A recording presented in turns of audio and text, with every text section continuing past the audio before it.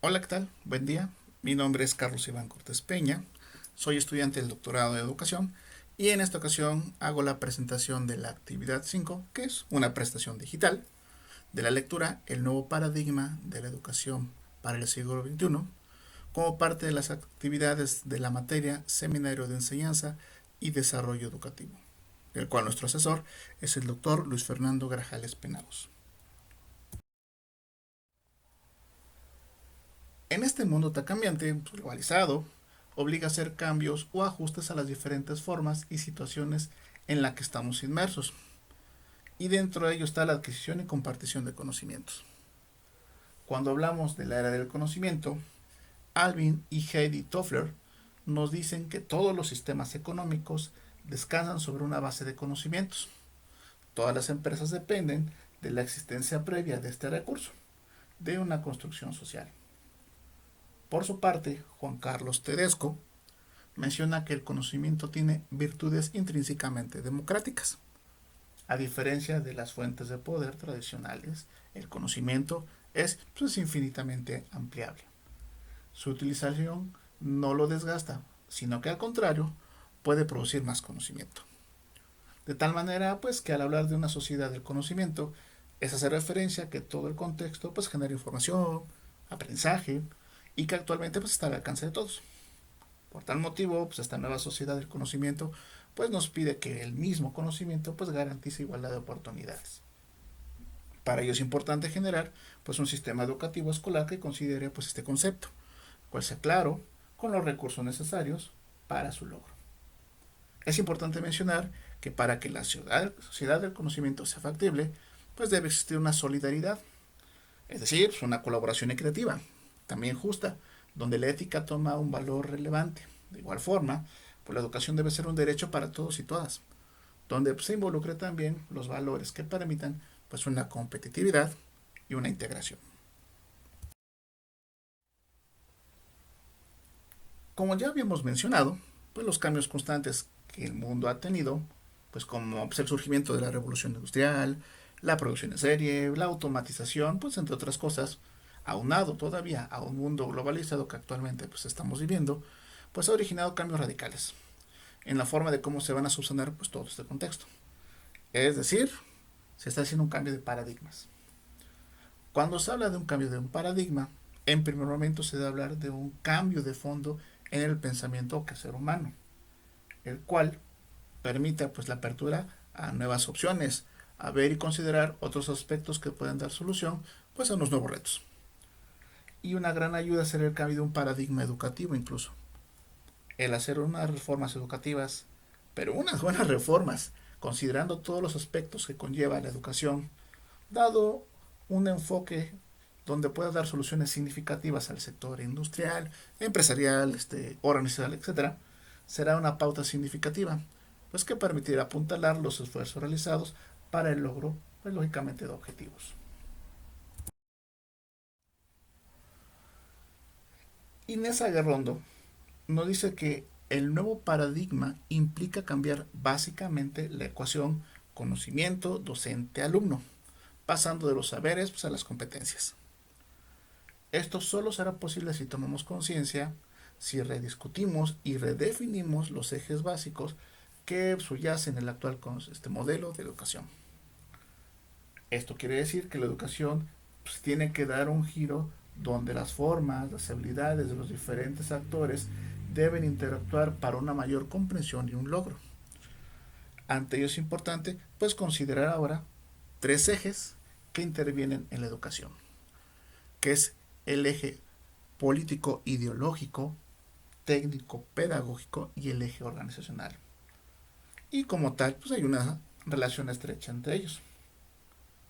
El eje político ideológico hace referencia a cuáles son las concepciones externas al propio sistema educativo que expresan los requerimientos que le hacen los otros diferentes subsistemas de la sociedad a la educación.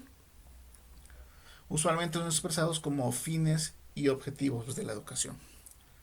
Este nivel se clasifica en tres áreas, que es el área de la cultura, el cual nos indica en términos generales la formación de una identidad nacional. El área político institucional, que demanda actitudes y formación de conductas básicas para funcionar pues, dentro de modelos institucionales. Y el área de producción, el cual a su vez está compuesto de dos componentes, que es la formación de capacidades y las actitudes y conductas acordes a las necesidades pues, del sector productivo, y el aporte de ciencia y tecnología para el crecimiento de la sociedad. Por su parte, el eje pedagógico, el eje técnico pedagógico está centrado en el contexto educativo, el cual compone pues, una forma específica pues, de cómo se pues, organiza y cómo es el sistema tal cual. Con base a su operatividad, pues coadyuva al nivel antes descrito, el nivel político ideológico, y el compromiso del sistema escolar para responder a las necesidades pues, de los demás sectores de la sociedad. Comprende los niveles que son los conocimientos, los aprendizajes y los contenidos. En cuanto al conocimiento, pues hace referencia a la actividad humana que tiene como objetivo pues la descripción y explicación de los fenómenos de la realidad, con el fin de generar concepciones formales que permitan predecir su comportamiento. El conocimiento entonces se orienta hacia la producción de teorías. El aprendizaje pues es el resultado de un proceso de estímulo-respuesta, en donde el esfuerzo individual, el estímulo de los textos, de la acción de transmisión del docente sobre el estudiante, pues es preponderante. Y como tal, la relación docente-estudiante, pues debe ser directa, debe ser personal y lógicamente permanente. Y por su parte, los contenidos son elementos pues conceptuales de las diferentes disciplinas, materias, que dependiendo de las mismas, pues obtienen datos descriptivos y precisos, como lo pueden ser pues fechas, datos, nombres particulares, específicos, entre otras cosas. Por su parte, pues el eje organizacional nos hace mención que cada sistema educativo, por su misma naturaleza pues, de desenvolvimiento, tiene sus propias características o situaciones que la diferencian pues, una de otras. No le podemos hacer referencia sobre resultados organizacionales, pues en ciencia, aprendizaje y lógicamente pues en los contenidos. Todo lo antes mencionado pues nos sirve de referencia para conducir a un nuevo paradigma. Y lógicamente pues un paradigma educativo, que es lo que nos interesa, el cual toma de primer momento que debe existir pues una educación para todos, con calidad, con equidad y un costo eficiente. Donde dicho paradigma considera pues una universalidad en la educación, una educación para todos como lo mencionamos, es decir, pues más educación para todos, o en su defecto pues, la cantidad de educación que la sociedad necesita que todos tengan. Una calidad de la educación, la cual cumpla con los siguientes preceptos: competencias en lectura y escritura, competencias en el cálculo matemático y resolución de problemas, competencias en expresión escrita, capacidad para analizar el entorno social y comportarse pues de manera ética, capacidad para la recepción crítica de los medios de comunicación social, también que tengan la capacidad para planear y trabajar y decidir en equipo, capacidad para ubicar, acceder y usar mejor por la información acumulada. Todo esto que acabamos de mencionar se le conoce como los 7 lenguajes de la modernidad. Asimismo, pues el paradigma también considera un cambio en los saberes a las competencias. Una competencia es un conjunto de propiedades de cada persona o individuo que se están modificando permanentemente y que están en constante prueba de la resolución de problemas concretos, ya sea en la vida diaria o en situaciones laborales. Pues por tal motivo las competencias pues cambian el contexto, donde ahora una calificación que era la unidad de medida, ahora es cómo las personas cuentan con esa, pues llamémosle destreza, para la resolución de algún problema, algún planteamiento. Las competencias pues están en medio de los saberes y las habilidades. Y la equidad en la educación nos hace referencia que la enseñanza y aprendizaje pues debe ser analizada y comprendida sin que haya pues alguna distinción, ¿no? Y que, como lógico, bien dice la lectura, existen pues públicos diferentes. Es decir, pues cada estudiante es diferente, tiene su diferente forma de aprender. No hay ni peores ni mejores estudiantes. Simplemente saber dar el contexto educativo adecuado y como tal una forma diferente de aprender. Lógicamente pues en medida de las posibilidades. Derivado de la nueva sociedad del conocimiento, Una competencia representativa es y será la tecnología y cómo es utilizada de manera efectiva, donde se ajuste a las necesidades de esta sociedad que está en constante cambio. Steven Tishman dice que existen 7 disposiciones del pensamiento tecnológico y donde cada una de esas disposiciones cuenta con propósitos y movimientos clave. Vamos a mencionar uno por uno. Primero, la disposición a ser amplio y aventurero, donde su propósito es ir más allá de lo obvio, ir hacia una serie más amplia de opiniones. ¿Cuál es su movimiento clave? Es decir, ser audaz, que vaya más allá del obvio. Número 2. Disposición a tener capacidad de asombro, a la búsqueda de problemas y a la investigación. Su propósito es encontrar y definir enigmas, estimular y la capacidad de investigación, la curiosidad, como quien dice, que eso es justamente su movimiento clave, la curiosidad, que identifique los problemas, las preguntas y los enigmas. Número 3. La disposición a construir explicaciones y comprensiones, donde su propósito es eso, construir comprensiones de ideas, objetos o eventos a través de un uso activo del conocimiento. En cuanto a su movimiento, lo distribuye en 3 áreas, en donde la primera área es describir y clasificar por una manera clara, fijarse en los detalles. Número 2, explicar y demostrarlo de una manera explícita. Y el área 3, conectar e integrar los conocimientos con otros contextos. Número 4, la disposición a hacer planes y ser estratégico, en el cual su propósito es establecer estándares y metas, las cuales deben ser perseguidas de una manera estratégica. Y donde su movimiento clave es eso, ser organizado, identificar metas, objetivos. Número 5. La disposición a ser intelectualmente cuidadoso, donde su propósito es hacer un pensamiento organizado y enfocarse en lo que es más importante. Y su movimiento clave es eso, ser preciso, prestar atención a los detalles que realmente lo ameriten. Número 6. La disposición a buscar y evaluar razones, donde su propósito es explorar y evaluar redes de razones que fundamenten las teorías y acciones a desarrollar. Donde su movimiento clave entonces ahora es preguntar el por qué, incluso la pregunta universal, ¿no? Buscar justificaciones, razones a favor y en contra de las pruebas confiables.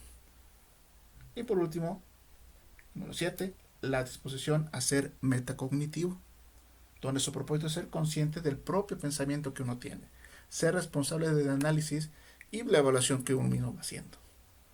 Cuenta a su vez con 2 movimientos claves, que son 2 áreas. La primera, que es describir el propio pensamiento, ser consciente de uno mismo. Y la segunda área es evaluar ese pensamiento, es decir, ser autoevaluativo. Todo esto, lógico, da pauta para el surgimiento de lo que se conoce actualmente como las nuevas tecnologías de la información, que vienen a reforzar el paradigma en la forma de aprender y cómo la mente ahora adquiere todos esos conocimientos, y más con todas las cuestiones tecnológicas que actualmente existen.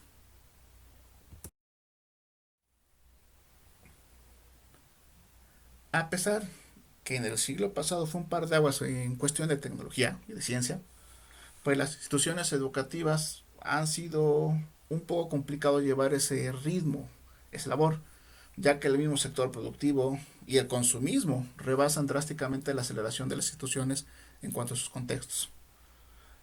Para Richard Reich, el contexto laboral se clasifica se clasificará realmente en 3 formas.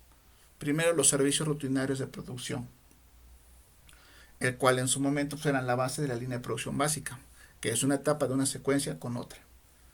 Los servicios personales, que son los servicios que hacen las personas, ¿no? Servicio de persona a persona, como los vendedores, los comerciantes, en el cual su competencia, podemos llamarlo de esa manera, es el servicio al cliente.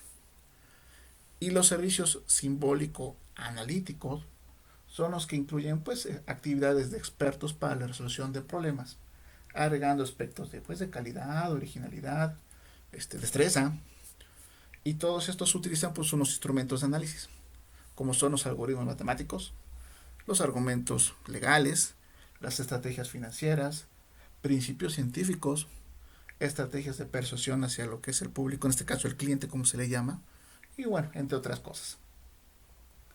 De igual forma, con el fin de ser competitivos, es importante que se conjunten de manera efectiva lo que es el capital financiero, los elementos tecnológicos, pero principalmente lo que es el capital humano de las empresas u organizaciones con las competencias necesarias.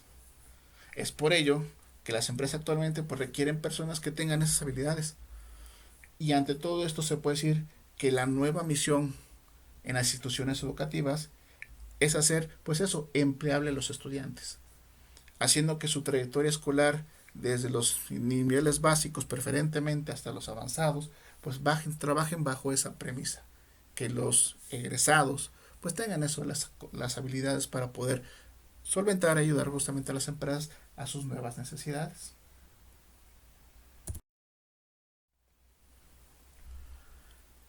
Al hablar de una educación para todos, pues obliga a hacer unas acciones necesarias para cubrir dicha demanda, incluyendo la búsqueda de una disminución hasta los costos de operación. Sin embargo, esto no quiere decir, pues que lógico, la calidad educativa ya baja. Dentro de esas acciones será importante considerar, pues lógico, un ajuste del presupuesto en la demanda social con la educativa actual. Asimismo, será predominante redefinir la organización educativa, en donde se consideran o deben considerarse estos puntos. Reorganizar lo que es el triángulo alumno, docente y conocimiento. Ser más precisos con lo que es la enseñanza del conocimiento que el docente transmite, que el estudiante aprenda, lógicamente, y se forme con todo lo que va adquiriendo a lo largo de sus conocimientos. Dar mayor impacto al trabajo y aprendizaje interactivo en las escuelas sobre lo que el trabajo individual, es decir, un trabajo colaborativo. También que el estudiante sea capaz de autoevaluarse y autocorregirse. Y lógico, replantear el trabajo dentro y fuera del aula. Es decir, ya no nada más se quede el conocimiento en el aula, sino que ahora le empieza a dar un uso.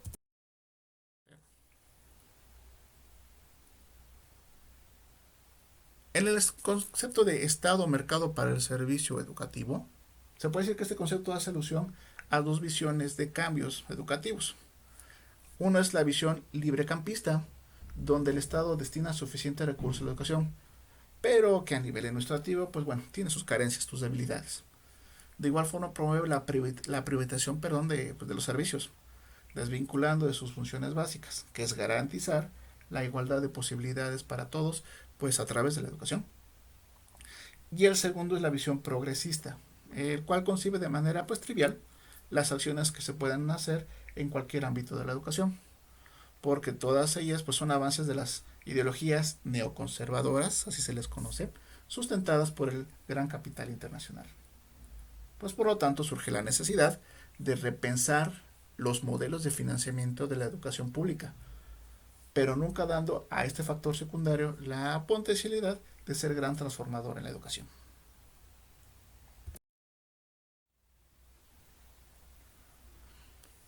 Dentro de lo que sería el Estado profesional responsable, dentro de este concepto, Guillermo Scheinheim menciona que se está desarrollando un cambio estructural en las instituciones políticas y como tal en las administraciones públicas. Y estos cambios se dan en múltiples dimensiones a la vez, entre ellas lo que es el diseño instruccional, los sistemas organizacionales y las tecnologías de gestión. Hoy estamos presenciando incluso un cambio estructural en las instituciones políticas y en las administraciones públicas, de lo que se espera, pues lógico, como un resultado, pues una transformación educativa significativa. Frente a las propuestas de minimización o desaparición del Estado, pues es urgente reorganizarlo. Esto implica en primer momento pues profesionalizarlo, es decir, incluir en él pues competencias necesarias para llevar adelante pues, su cometido. Un Estado eficaz, profesionalizado, que pueda dar cuenta de sus acciones y pueda ser responsable de los resultados del accionar, pues lógico, del sistema educativo.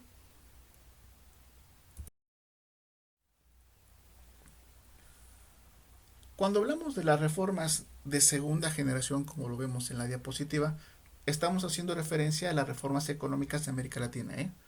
Entonces, para hacer un poquito como de recordatorio de historia, digamos de esa manera, la primera reforma está orientada a superar desequilibrios económicos fiscales, mientras que la segunda reforma, la que estamos haciendo referencia, hace como tal alusión a la transformación de la estructura institucional del Estado y tiene un carácter de mediano y largo plazo. Por tal motivo, retomando ahora sí el contexto informativo, Las reformas de la segunda generación establecen los siguientes aspectos. Primero, un cambio institucional lógico de las escuelas e instituciones es el eslabón incluso perdido de las reformas económicas. El cambio institucional requiere también modificaciones de fondo, donde infraestructuras hasta la implementación de nuevas políticas educativas. Las exigencias en cuanto a capacidad gubernamental, habilidad política y talento administrativo para estas reformas de segunda generación son mucho mayores que las exigidas incluso que la primera. Y tanto los gobiernos como los organismos de financiamiento internacional deberán destinar recursos para realizar las reformas de segunda generación, rescatando, pues, lógico, a las instituciones. Y ante ello, se pueden hacer las siguientes propuestas.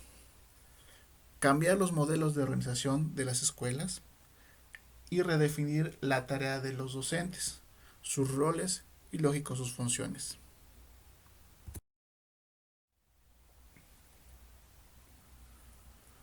Cuando hablamos de la transformación que debe ser integral y consensuada, existen dos rasgos importantes que permiten realizar esos cambios de una manera pues drástica, que incluyen dentro de la segunda generación, los cuales son las premisas para construir viabilidad y la integralidad del proceso de cambio. En cuanto a las premisas para construir viabilidad, considera los siguientes aspectos. La simultaneidad entre el corto y el largo plazo. Es eso, adoptar la estrategia de una simultaneidad que implica construir la posibilidad de largo plazo a partir de señales claras que se vayan dando en el corto plazo. Una estrategia masiva, gradual y permanente, generando, lógico, pues, condiciones para que todos se involucren y para que una vez iniciado el proceso, pues lógico, no se detenga. Y la construcción de la credibilidad. La construcción de la habilidad de la propuesta pues, incluye también un trabajo sistemático, pues para construir la credibilidad de las acciones del gobierno en educación, que actualmente está muy deteriorada, pues lógico, pues como resultado de décadas de un estado cada vez pues menos eficiente, con poca pues capacidad de decisión y un escaso espacio para actuar. Y en cuanto a lo que es la integralidad del proceso de cambio, que debe tener una meta básica, cambiar la tecnología central de producción de la educación y conseguir los siguientes aspectos. Una redefinición de lo que pedimos a la escuela, es decir, su currículum como tal. Un docente que no sea, llamémosle de esta manera, el capitán del equipo, sino que sea el director técnico, que sepa guiar. Un alumno que no sea nada más una persona que escuche y que escribe, sino que sea el protagonista incluso de su propio aprendizaje. Y una infraestructura pues, de edificios, laboratorios, comodidades, material didáctico, etcétera, mucho más diferenciada y completa. Para concretar, pues todos los compromisos se deben también cambiar o considerar lo que son la escala de los servicios, en donde podemos ir de manera un poquito pues, drástico, es no podemos continuar con la receta de que no se pueden cerrar escuelas, es decir, ya ver incluso esa opción si así lo requiere. Se debe revisar la relación de los docentes y los directivos que vayan encaminados en pro de la educación, lógico. Y el tamaño de los grupos de estudiantes que desafortunada o afortunadamente depende del concepto, cada vez son más grandes. Y la calidad de la educación pues puede variar dependiendo de la misma cantidad del grupo. Conclusiones. La educación, pues, y todo su contexto, pues es y siempre ha sido, y será incluso, un tema en lo que es en la historia del hombre. Pues ya que es el soporte principal de un crecimiento, incluso de un país, de un estado, de una región, etcétera, ¿no? Es por ello que es importante considerar un cambio de paradigma, un cambio de mentalidad si realmente se desea un crecimiento efectivo. Ante ello es importante considerar que el gobierno invierta de manera efectiva en la educación.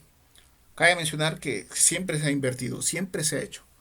Sin embargo, pues estamos viviendo una época complicada con un contexto globalizado cada vez más imperante, obligando a ajustar presupuestos. Y no nomás en la educación, sino en todos los rubros. Sin embargo, algo que siempre debe estar presente en los ajustes pues es no afectar la calidad educativa. Se habla de una educación para todos y por tal motivo de una ampliación de la cobertura. No obstante, pues al hablar de cobertura también se habla de presupuesto. Y es por ello que se tiene que hacer pues, una estrategia eficiente antes de instalar una nueva escuela en un determinado lugar, para que exista, lógico, una distribución uniforme de los recursos. Y en dado caso valorar si así lo merita, la opción de mover una escuela si no está operando de manera efectiva, o lo peor del caso, hasta cerrarla, ¿no? Claro, para que se haga eso, lógicamente se tiene que hacer un análisis exhaustivo si se está considerando la opción de mover o cerrar la institución. Todo eso es justamente parte de los paradigmas, es decir, cambios directos, cambios drásticos, decisiones fuertes, pero que sean efectivas en beneficio de los involucrados. En este caso, pues nosotros, que estamos en el contexto de la educación. Hasta aquí es mi presentación sobre este tema, espero haya sido de relevancia. Muchas gracias por su atención, que tengan un excelente día.